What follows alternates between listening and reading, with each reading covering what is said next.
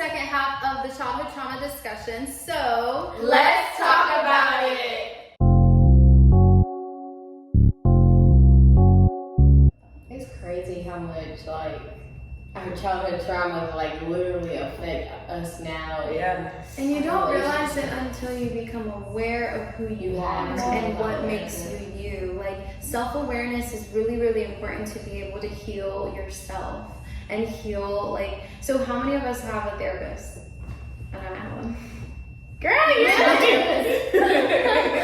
I am a therapist. She is the group therapist. Right, okay. I feel like we all, like, I would really, really recommend a therapist. And for the longest, I would tell myself, like, I don't need a therapist. I already healed myself. Because I was, like, already doing the work. I was like, what do I need a therapist for? My mom was like, girl, like, I'll cover your first session. I'm like, okay, fine. And, like, so I really talked to the lady, and I was like, okay, this isn't that bad. Like, and I realized she even, like, opened doors to more things that I needed to work on, because it's, this self-growth, self-love, like just awareness journey is never gonna truly stop, because your soul wants you to grow. If you're not growing, you're kind of dying. You know what I'm saying? Because you're very stagnant, and that's not what your soul desires. That's not what, I love that we're soul sisters, because like we get to talk about soul. But therapy is so important, and it's so beautiful because it helps you, like, I don't know, for me personally, it helped me realize that one of my traumas was feeling like I can't ask for help. And the reason why I'm working on it, you know, it's something that I'm working on, but I didn't ask for help because I felt like, you know, growing up, I was always told you have to be independent, you have to do things on your own, you can't depend on anyone else, like, that was a no-no, you know what I'm saying? And so I took that as like, I can't be asking for help. Like, this would make me weak, or this would make me look like I'm not independent, or like I don't have it all figured out and I need to like do this by myself. And so that made me literally block my own blessings, and also like realize that like, yo, you can't like struggle alone. You know, you also need help. Like, everyone is human. We all need help. It is okay to ask for help. A lot of times I would like close myself and be like, I gotta figure out how to get this done. Like, but it's like I could make it easier for myself to just ask. I need help right now, and really, I guess it's a very humbling experience too, because it's like, a lot of people come to me as like, I'm a mentor and I help a lot of people. So a lot of people come to me for help, and I ask myself, why am I gonna ask for help when I'm supposed to be the one helping? And that takes a toll on me, especially as the person that people come to.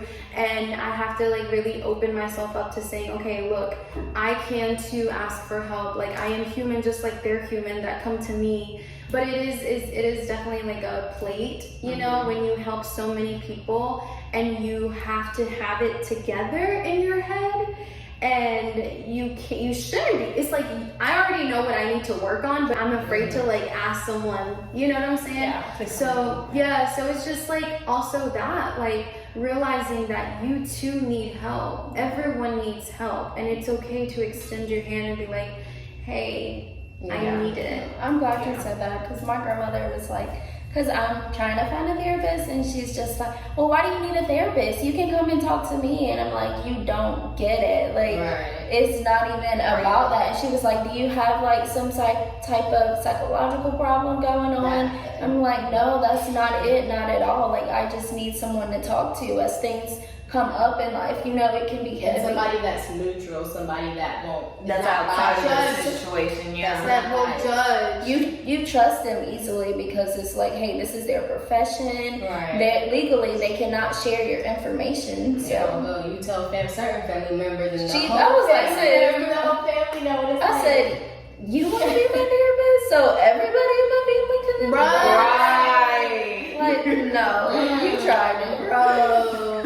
I love you, but you tried it. Yeah, definitely get a therapist that is not in your family, that won't judge you. And that's also something good to do too. Like, if you do need help and you can't access a therapist, reach out to people that aren't judgmental, that won't condemn you, and that won't like see it from your side and take your side because they're your friend, or because they want to please you. please you and make you feel better about yourself. You have to really come to someone who's very neutral, someone who doesn't like condemn you and who is willing to help you through something. And keep it confidential and not spread it and make things worse, or or somebody that won't manipulate, or someone that won't use that as as ammunition to attack you with. Yeah, like the next thing, you know, they're like, oh, didn't you say, like, or they'll know. Sometimes telling people the weakest part of yourself or telling them kind of like your kryptonite can be very damaging, because certain people will use that as ammunition against you and weaponize it and kind of bring you to your knees and to manipulate you. Exactly. That's why you have to be very careful. I would just recommend just getting a therapist. That's creating even more trauma. Like, I had a friend that was very like that, and I felt like for a long time, I can't tell people my information. I gotta keep it all in. Like, it's like you're supposed to have your girls and your friends that you can trust. If you can't trust your friends, then they're like, why? Yeah. They're supposed to be the ones you can tell stuff that you can't tell your family, that you're like, I ain't gonna tell mama this because I'm gonna get in trouble. But let me call Jerica real quick and let her know. So I'm the same way, like, and I forget a lot of things. So like, I'm the type of person, people tell me a lot of stuff because I'll just sit and listen, or I'll give advice. But honestly, like an hour after the conversation, I forgot we had a conversation. And I'm like the perfect diary because everything is erased. Okay, like, Same. Nothing is saved. And you're on the other side of that too, and you are the friend that's like judgmental. Like, just try to figure out where that comes from, like where that comes from within yourself and stuff like that. So. But one thing I did want to touch on because of what she said about like her grandmother's reaction to her wanting therapy, like, you don't need to be severely mentally ill to go to therapy. It's just like going to the gym, buying good food is just maintenance, like taking care of yourself. A life coach. Yes. A life coach. A life coach. That's a thing, guys. I didn't know what a life coach was until like recently. Yeah, and a lot of people, especially within like minorities, Black and Hispanic, we think of therapists. Like, there's a difference between a therapist and a psychiatrist. Like, there's two differences. Like, you have your therapist, you have a psychiatrist. And a lot of the times, bless you,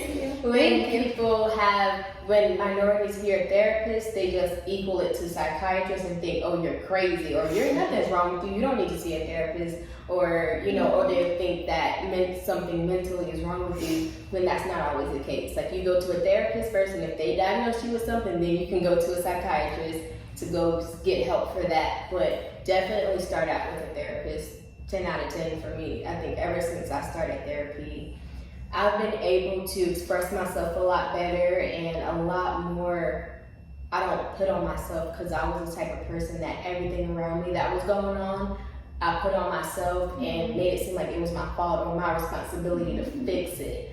And I learned, you know, people are grown, people make their own decisions. I can't, even down to my brothers, they're not my children, they're my brothers, and they have parents. I can't parent them, I can't force them. I have to learn to let a lot of things go emotionally, or I'll drive myself insane. So going into therapy, like, that's one of our ways to heal, right? So what are other different ways that have helped you heal on this journey of childhood traumas?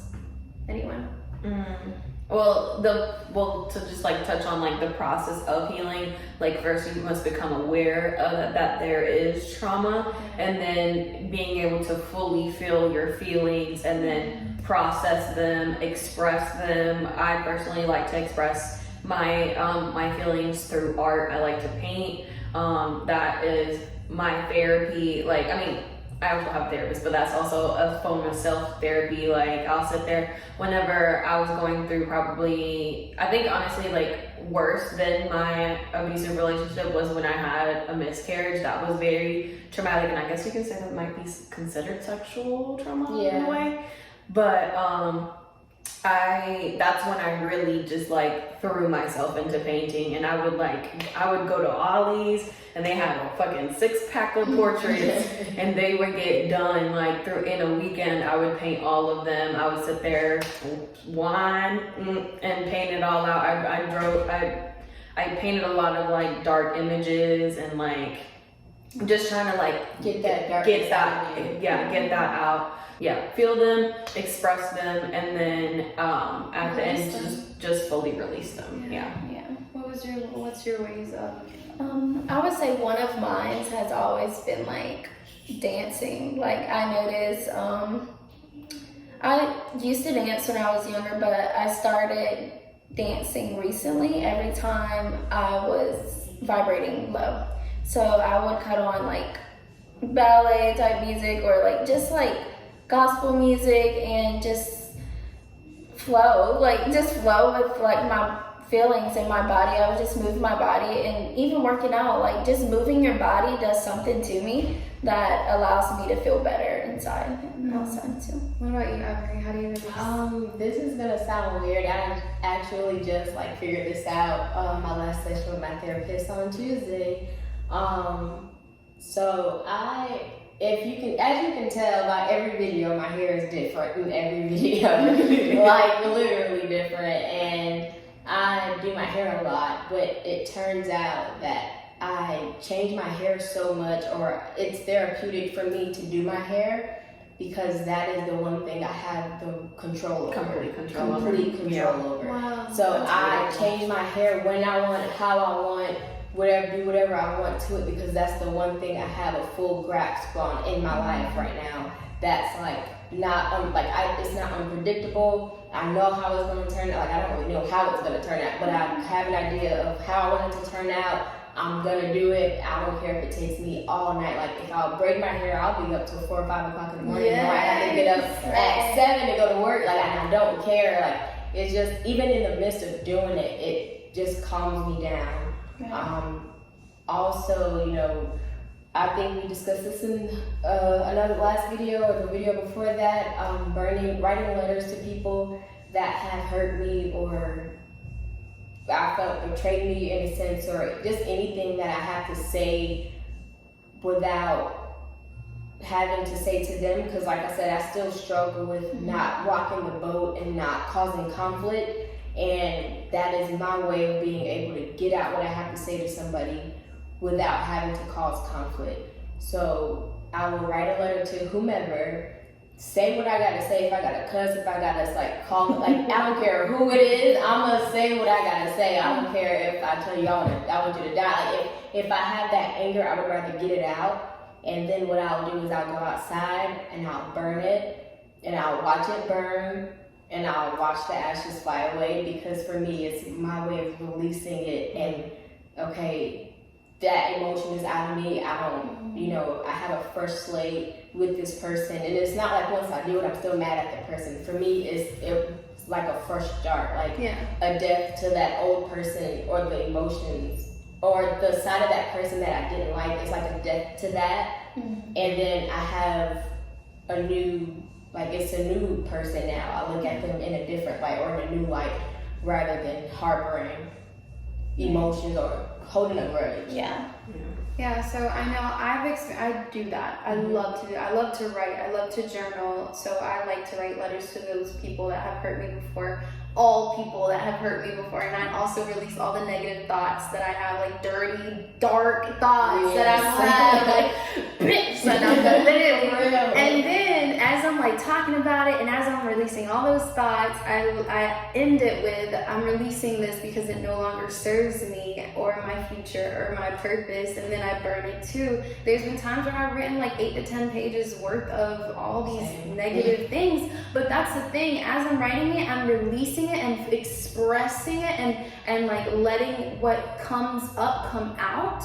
And that is how you clear the pathway to all of the dark emotions or past pain from the past. Another thing that I did for this healing inner child thing was looking at myself dead in the eyes in the mirror. And I think when I first did it, it was very scary. I would start to get freaked out, because I was like, whoa, who is that? That really It's scary. It's what's in there? what's in there? Seriously. And after a while, I did it longer and longer and longer, and I realized that there was an inner child inside of me. So when I started to see her and see right through her, I would start to say, I love you, straight to my eyes in the mirror. And I'd say, I love you, I love you, I love you, over and over and over. And then I would start to cry because I felt like I needed that love. Then I started to I would sit and cross my legs and hold them. And I would hold myself and say, I love you, I see you, I hear you. And I start telling these things to my inner child because I know that inside of me that she's still in there and that she had that trauma from the past. Mm-hmm. So me, now I became that parent to her, and it's like, I see you, I hear what you need to feel and express that. And I've gone through 8 hours of crying and releasing everything that she feels inside and holding her and saying, I love you, you're perfect. And even recently, I came across a situation where, when I was young, I would get kind of bullied by my older brother, and he would tell me I was super skinny, he'd pick on my insecurities, and it was my biggest insecurity. And then I realized that I used to pick on my younger brother. And I asked my brother, and I was like, what was that I used to call you? He told me whatever, and I told him, I was like, listen, I'm sorry, because when I was growing up, I was picked on, and I know what it feels like, and I'm sorry if I ever caused those feelings for you. And I started to cry, and then I told my mom about the situation. I was like, yeah, I said sorry. She was like, why did you let other people's opinion of you hurt you when you were young? I'm like, what? You're telling me this now? I would have wished you would have told me, listen, you're beautiful. You are perfect just the way you are. It doesn't matter how skinny you are. It doesn't matter what you look like. You are perfect, And I was crying, and she was telling me, she was like, girl, stop living in the past. And I was like, whoa, whoa, whoa. Right now I'm doing work that you probably don't understand. Older generations they feel like if you're crying from the past, you're still stuck in the past. They feel like you're weak. What I was doing, exactly. She told me, my mom did the same. She told me that. She was like, stop being weak. And I was like, you have it all fucked up, because what I'm doing here is I'm releasing all of this pain from the past so it can come out, and I can make room for more love and more light and more blessings to come my way. Yeah. Because if I still hold on to what I felt like I used to get picked on, or I used to be whatever, I'm gonna always hold that inside of me. And then do it to somebody else. Yeah, and then something else that can reflect when you're older is you do things to prove yourself to other people, especially your family, or just your just people you're surrounded by, and so you try to maybe be more successful, or maybe do have more money or whatever, and you try to be seen because you used to never be seen. And I realized that was something I was doing in my business too. I wanted my goal was to get all this money, and I was like, why do I really want this money? Do I really, really want this money, or do I want it to be seen? Yeah, the gratification. And that's what it was. So then I reevaluated my whole goals and everything. And I was like, actually, I want to change all these lives. That's what I really want. That's what my soul calls me to do. I don't care about the money, because the money comes after. The money is a byproduct of changing so many lives. So I switched my whole intentions to that. But that's another trauma, being seen as weak. Yeah. Because you're crying. Yo, that's so crazy. I love how we're all in alignment. Seriously, it's the things that we go through in life, we're going through these things around the same time. Mm-hmm. And our conversation last night, everything's very similar. When I moved back here to Greenville with my mom, I remember first day I'm moving back in, sitting in the car with her, I'm like, hey, can we just trying to find a new level of communication, because it hasn't been really good in the past.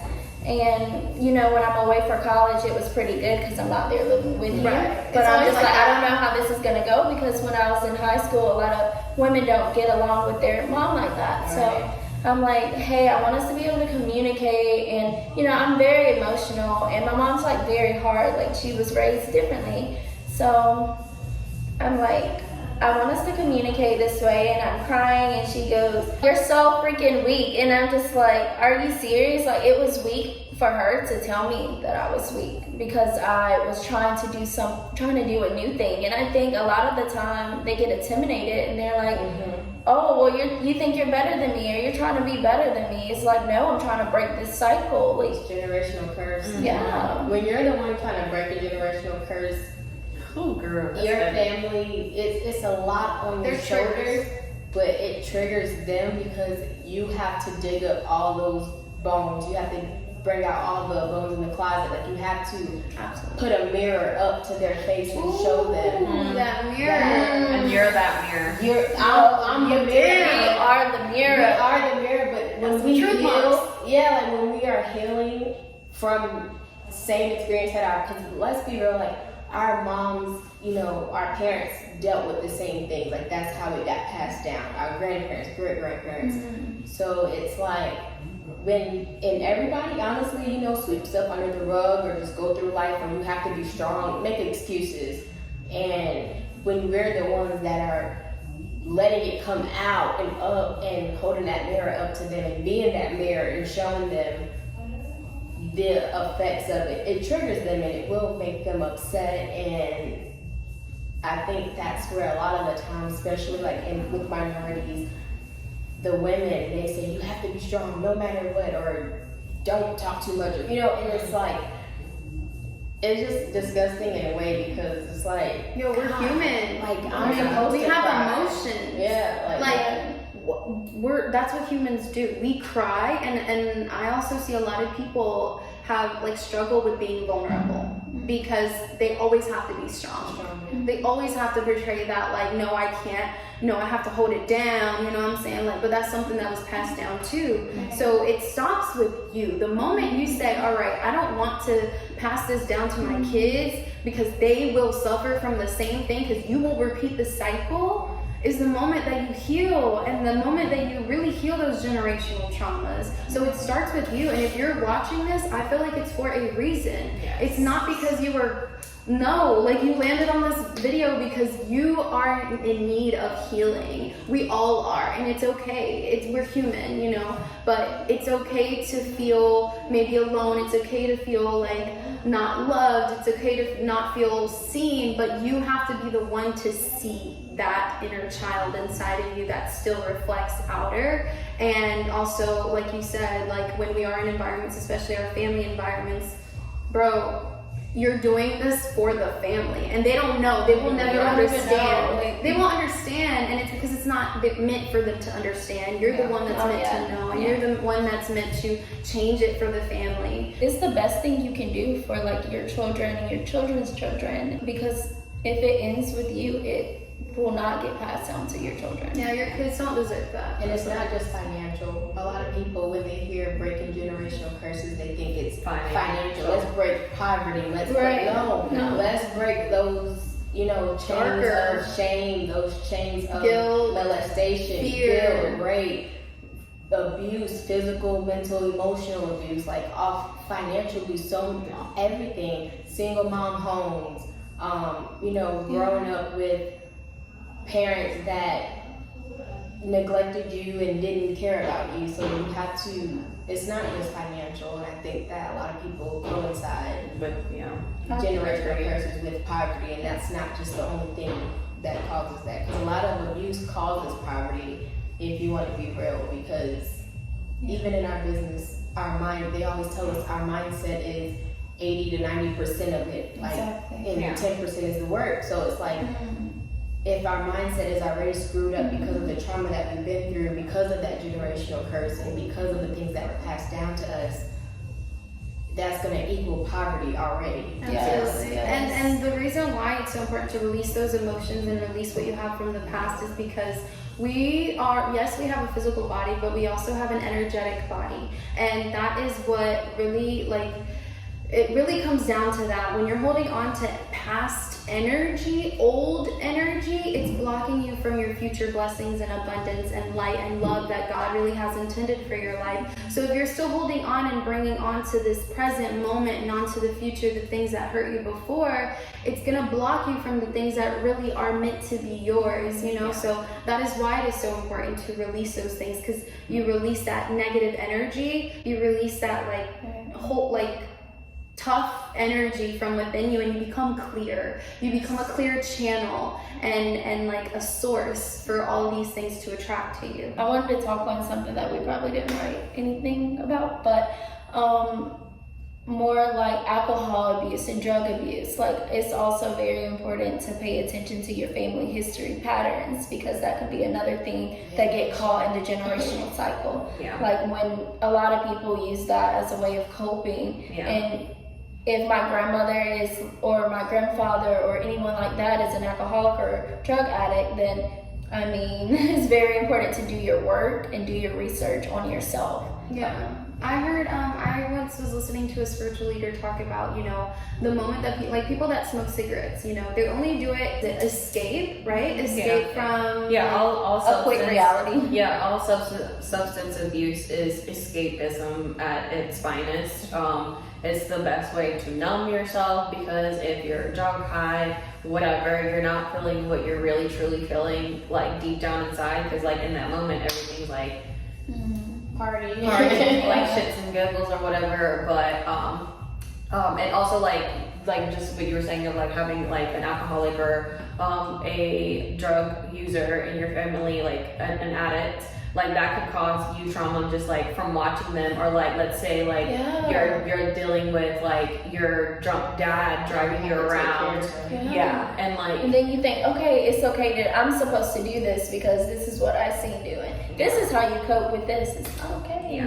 But the moment that changes, like when you become aware that you are escaping your feelings, your past by doing those things, that's when you can change it. Becoming aware, because a lot of times people see it as a habit. It's a habit. You're constantly taking out a cigarette, taking something out, because it's a habit. I do it like 10 times a day, right? Like, that's what you can say. But at the end of the day, when you actually realize, like, wait, like, this is what I use to make me feel good, or to make, then it's different. I mean, I feel like that's where change starts, when you become aware that, like, what is this really serving me for?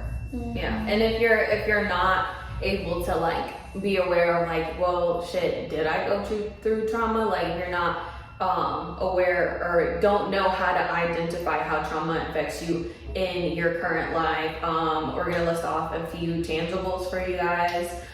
So childhood trauma can manifest into your adult life, like being overwhelmed by fear to the point where you're not going out and reaching for your goals. You're just like, you know, blending in, like you were saying, like just blending in, not wanting to rock the boat, just being like that. And then becoming passive aggressive, that is numbing your emotions, all the other emotions, and the only other one that you're clinging on to that's helping you survive throughout your day is anger. And just thinking that you're like avoiding negative emotion, but in all reality you're just like harboring that in, and it's going to just make you like explode one day, and like not the best way possible. Also overprotecting yourself, like thinking that everyone's gonna betray you or things like that, like me, like, or just being like overprotective to the point where you're not even allowing yourself to really dive into real relationships.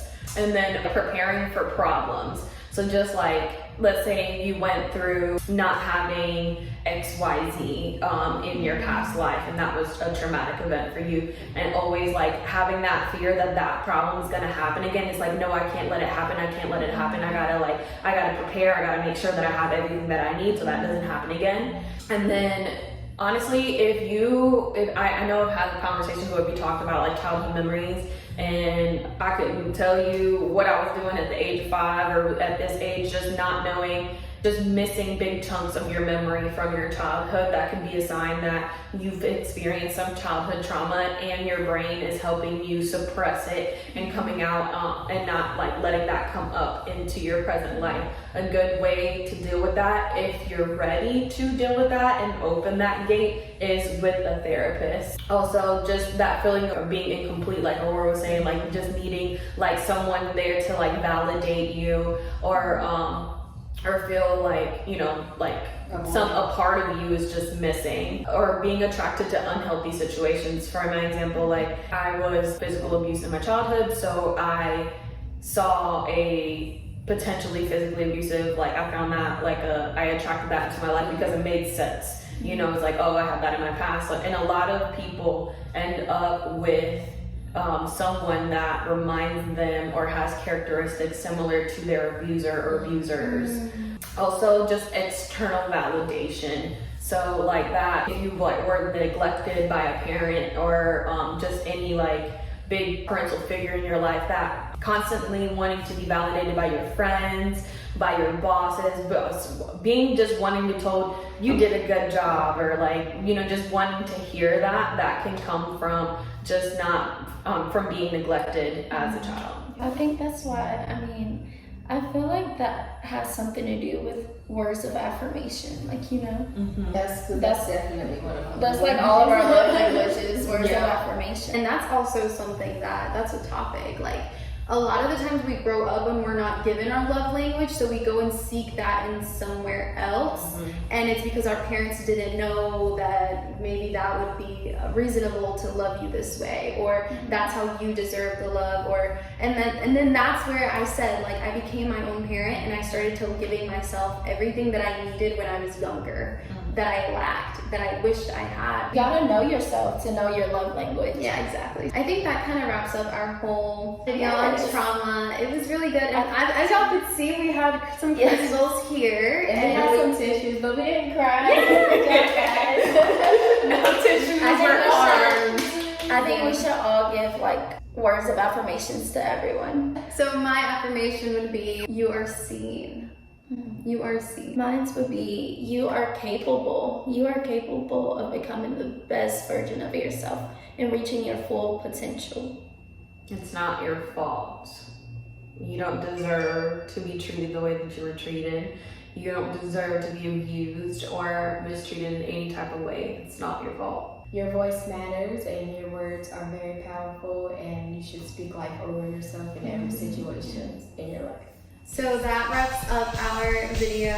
We are so thankful that you guys made it through the whole video, and we're excited for you guys to see what y'all think about this and how maybe this helped you. So thank you guys for watching. Make sure you like, comment, subscribe, and you hit the bell for the post notifications so you can get alarmed when we do drop a video, and we will see y'all on the next one.